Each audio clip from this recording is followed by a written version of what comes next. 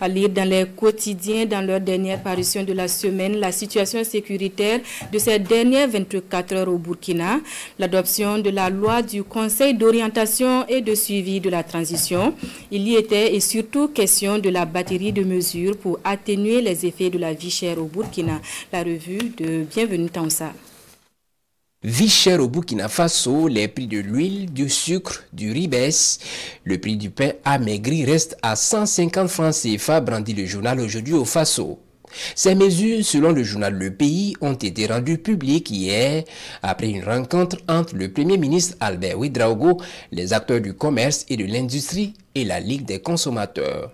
Cette batterie de mesures entre en vigueur dans l'immédiat, renchérit l'observateur Palga. Mais le ministre du Commerce prévient ici qu'on pourra avoir un léger décalage sur le prix du fait des anciens stocks.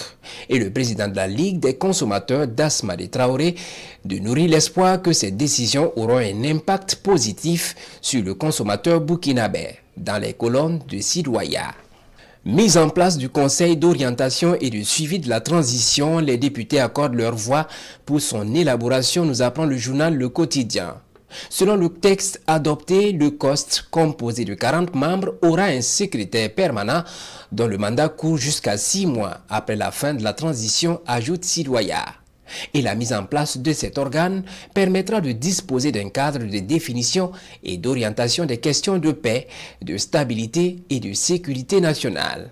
Sur 68 votants à l'ALT, 65 ont voté pour, 2 se sont abstenus et 1 en la personne de Pascal Zaïda a voté contre, relève le journal Le Pays.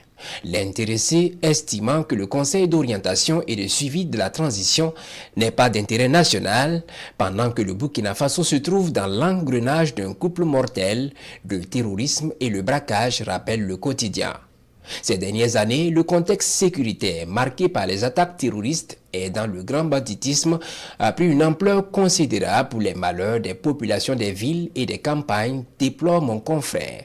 En 6 mois, selon l'économiste du Faso, soit du 4 octobre 2021 au 3 mars 2022, le grand banditisme aura fait perdre aux recettes de l'État plus de 18 milliards de francs CFA et selon l'analyse du journal Le Quotidien, tout plaide pour une lutte acharnée contre le terrorisme et par ricochet, le grand banditisme.